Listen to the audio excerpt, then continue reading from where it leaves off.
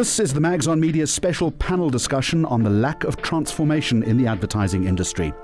After the panel's opening comments, attention was turned to some of the few prominent industry figures in attendance.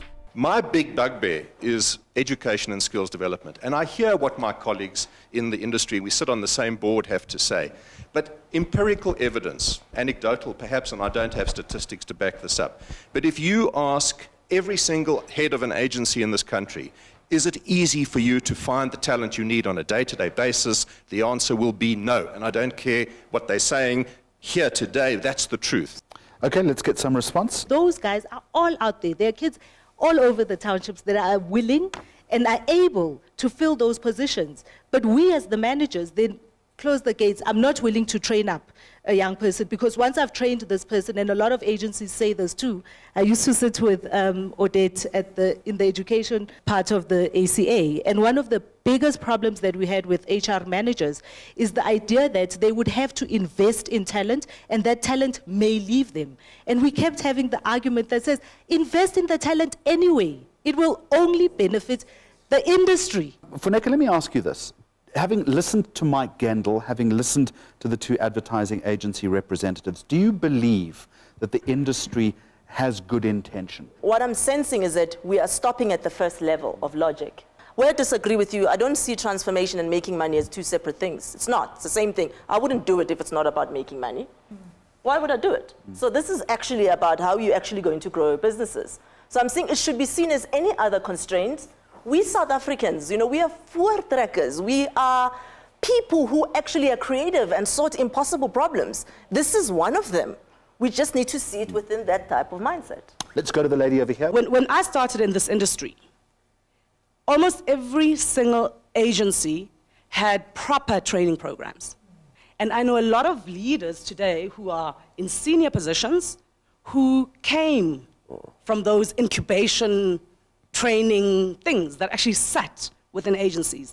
And I think it is a failing of all the agencies, multinationals particularly, that is no longer happening. Without that, we won't move forward as fast as we can. You're always going to get, you know, your 30% passers who essentially came in without, you know, not knowing how to speak English well or how to write well or whatever it is. It is imperative that we in our own organizations actually start to put together those programs. So what does that mean? What is your silver bullet solution? I think agencies need to take it upon themselves to actually start training.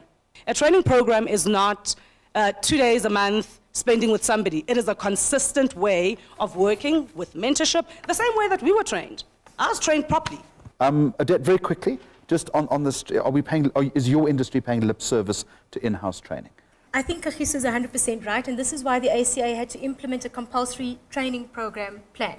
So a set amount of money is charged to agencies for upfront payment in order for that commitment to be made firm. And how do you enforce that? What happens if agencies, you know, simply pay lip service to forced training, which worries me slightly anyway? There's a point where you've got to take a decision and you've got to tackle a problem. Yeah. And one of the problems is continuous skills development. So the ACA looked at it and looked at how we can facilitate a program to assist.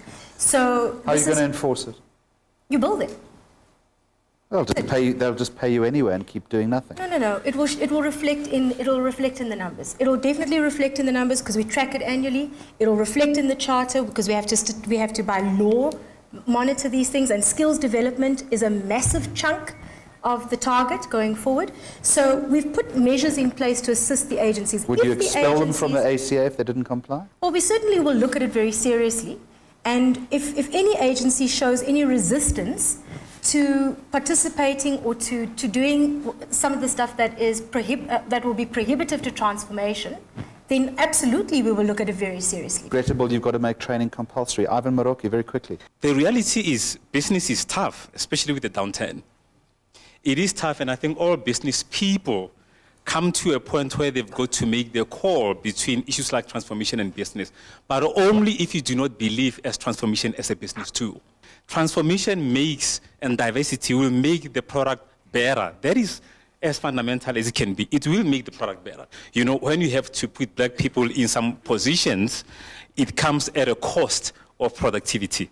And maybe there's something that people are not saying outright, but people might be thinking. Coming up, we'll ask this question: are large multinationals to blame for the lack of transformation in South Africa's advertising industry?